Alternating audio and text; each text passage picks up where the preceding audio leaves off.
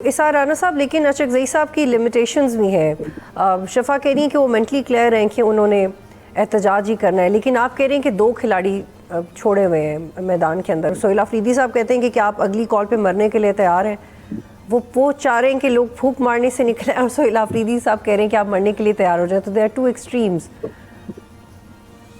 دیکھیں نا، یہی بات میری بات کی وہ ہوتی ہے نا کہ ایک بہت تیز کھیل رہا ہے، بہت تیز بولنگ کر رہا ہے، مرنے مرانے پہ گیا ہوا ہے. ایک جو ہے وہ ایک شال اوڑھ کے بڑے دھیمے لہجے میں کہتا ہے کہ جی مذاکرات کر لیتے ہیں، نہیں تو پھر احتجاج ہوگا. سہیل آفریدی تو پھر تیار ہے.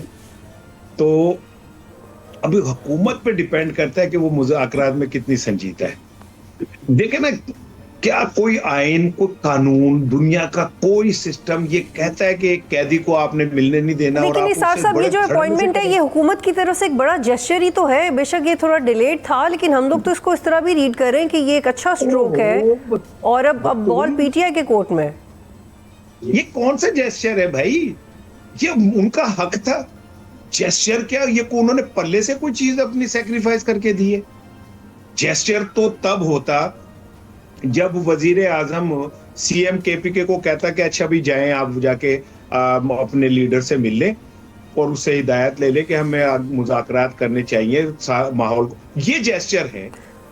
لیکن سر معذرت کے ساتھ جو حالات ہیں اس میں گورنمنٹ نے یہ کریج دکھا دی ان کی اپوائنٹمنٹ کی، اس کی تو تعریف بنتی ہے نا. میں وہ تعریف کرنا چاہتا ہوں. پورا سوال کیا آپ نے.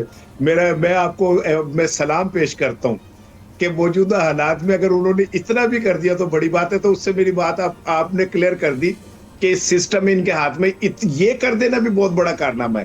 تو پھر اس میں پی ٹی آئی کو شکر گزار ہونا چاہیے اور پی ٹی آئی کو آگے بڑھنا چاہیے. شکر گزار ہونا چاہیے. شکر گزار کس چیز کا ہونا چاہیے؟ انہیں بھیک میں دیا کوئی چیز جو شکر گزار ہوں؟ اسار صاحب، اتنی لڑائی کا مارجن نہیں ہے نا جتنی ہم لفظی گولہ باری کرتے ہیں، اس کا مارجن نہیں ہے. آپ کو بھی پتہ ہے. Let's be real. تو ہم اس طرح نہیں لڑ سکتے جیسے ہم لڑنا چاہتے ہیں. لڑائی اپنی جگہ پہ ہے، اور جو پارلیمانی نظام کا پروسیجر ہے وہ اپنی جگہ پہ ہے. اس کا اس لڑائی سے کیا تعلق ہے؟ اچھا، اب ناقدین یہ کہہ رہے ہیں کہ جو اچکزئی صاحب ہیں وہ صرف فلور تک رہیں گے، فلور پہ ہی تقریریں کریں گے اور وہیں پہ وہ پریشر گروپ بنانے کی کوشش کریں گے. آپ کی اس کے بارے میں کیا اوپینین ہے کہ وہ کیا کریں گے؟ دیکھیں، میں بتاؤں، میں آپ دونوں سے بہت بڑا ہوں. میری عمر، آپ کی عمر اور شفا کی ملا لینا تو اچکزئی کی سیاسی عمر بنتی ہے. وہ اس فیلڈ کا اتنا پرانا کھلاڑی ہے کہ پاکستان میں جو چند 1-2 انگلی پہ گنے جا سکتے ہیں نا، ان میں سے ایک ہے. تو وہ خالی یہ انہیں کوئی اس بڑھاپے میں یہ کوئی شوق نہیں ہے کہ ان کو اپوزیشن لیڈری مل جائے، وہ جو بچپن کا ان کا خواب تھا وہ پورا ہو جائے.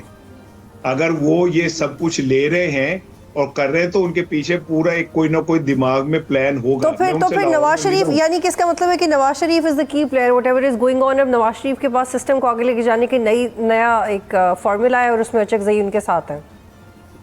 ہاں، ایک جو کہا جا رہا ہے کہ جی ان کو بنانے میں نواز شریف صاحب کا بہت ہاتھ ہے. تو مجھے ایک بات سمجھ آئی کہ اس پاکستان میں جو کام آئینی طور پہ رکتا ہے اس کے پیچھے نواز شریف ہوتے ہیں.